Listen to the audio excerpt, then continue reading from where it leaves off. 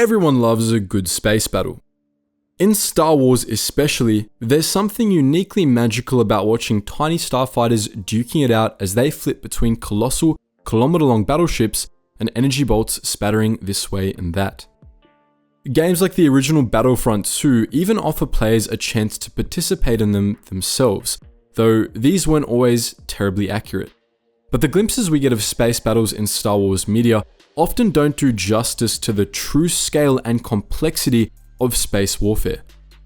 There's a lot that goes into the technology involved, the typical dynamics of a space battle, and why certain strategies were rarely used. And in this video, we'll be giving an overview of it all.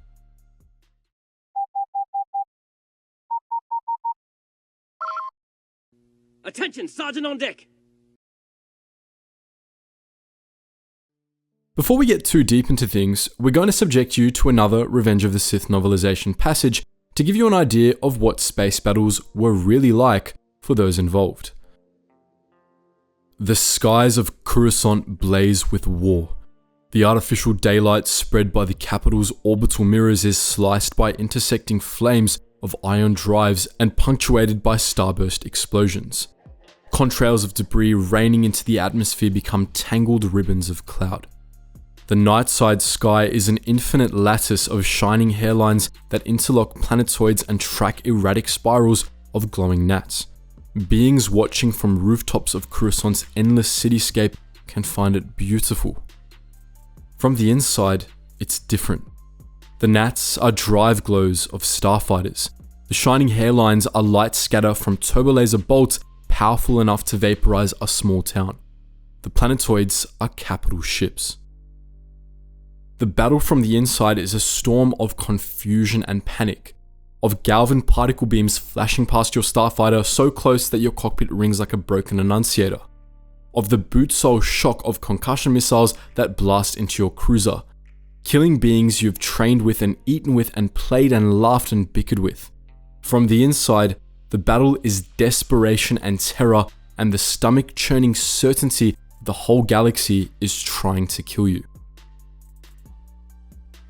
The films do not do the scale of space battles justice, not even Revenge of the Sith itself. Because of technology like tensor fields, inertial dampeners, and energy shields, spacecraft were capable of insane feats that the films toned down in order to make the scene comprehensible.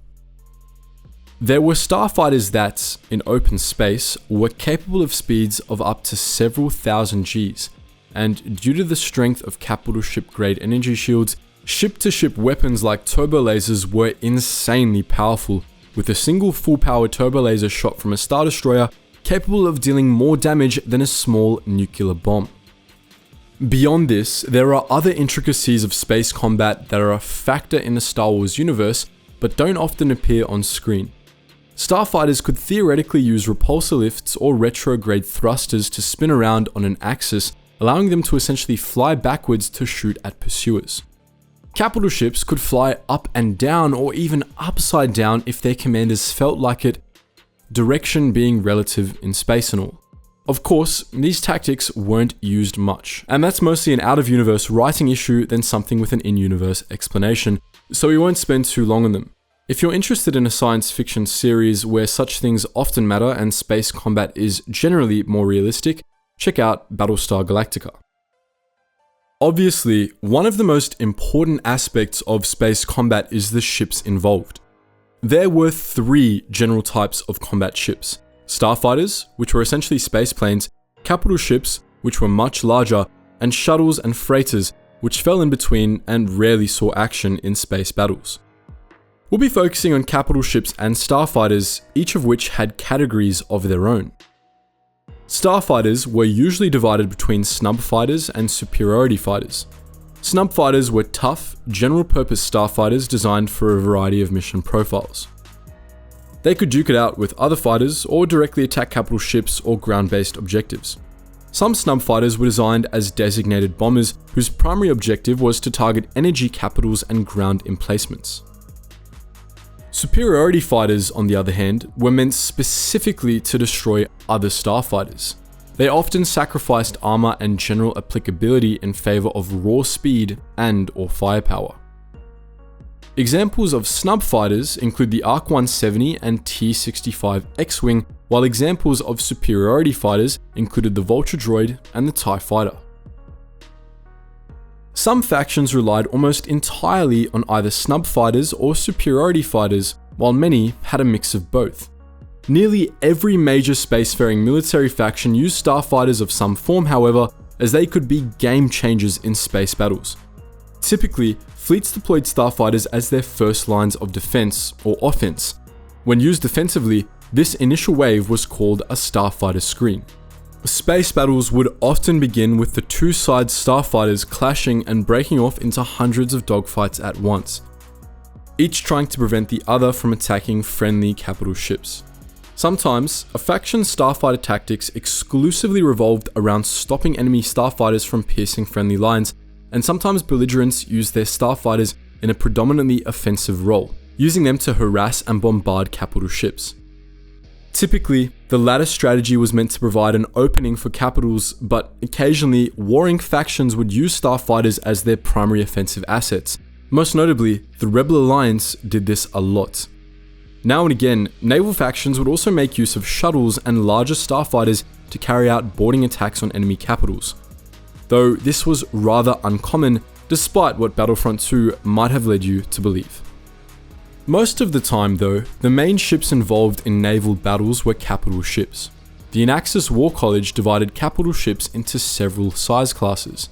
These were corvettes at 100 to 200 meters in length, frigates at 200 to 400 meters in length, cruisers at 400 to 600 meters in length, heavy cruisers at 600 to 1000 meters in length, star destroyers at 1000 to 2000 meters in length, battle cruisers at 2000 to 5000 meters in length, and dreadnoughts, which were over 5000 meters in length. Within each class, ships could fill a variety of roles, from picket or interdictor to battleship or carrier. Skilled commanders mixed and matched ships from a variety of size classes and specialities to compose their fleets. In a more general sense, most capital ships had some of several roles. Many capital ships were designed to carry starfighters into battle, and many more were designed with point defense laser or ion cannons to fend off starfighters, allowing them to defend themselves, each other, and other targets from snubfighter attacks. Capital ships were also frequently used to carry ground forces into battle or to deny ground forces access to planets via blockade tactics. Of course, many capital ships were primarily designed to act as capital destroyers, or in layman's terms, to fight other capital ships. They typically used a combination of turbo lasers, laser cannons, ion cannons, and sometimes concussion missiles and flak guns to fulfill this purpose. Often, smaller capital ships, typically frigates, corvettes, or light cruisers, would act as skirmishers or defensive pickets, weaving between larger ships to pester enemy cruisers and destroyers with laser cannon fire. Larger vessels, meanwhile, usually preferred to engage enemy capitals from a distance, as getting too close often limited the usefulness of a cruiser's more powerful turbo lasers. Nonetheless, broadside maneuvers were common in Star Wars, and many ships were outright designed for it. Capital ship captains typically preferred to engage in these maneuvers at moderate range so as to make the most of their turbo lasers while still getting fairly close and personal. Sometimes, a naval force's objective was just to destroy or capture an enemy fleet or flagship, but most of the time, naval battles were fought over planets, both literally and figuratively.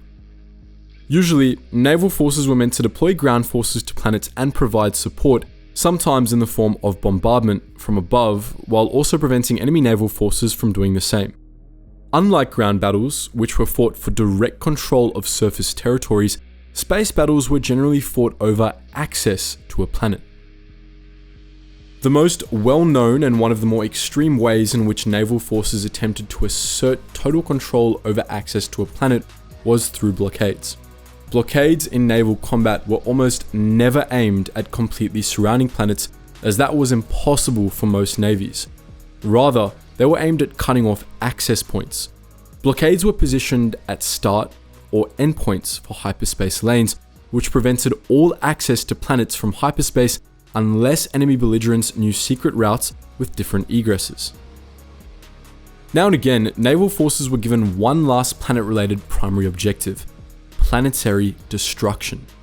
Due to the incredible power of turbolasers, fleets of capital ships could bombard planets hard enough that their crusts would melt into slag, killing everyone on their surfaces and destroying all local infrastructure.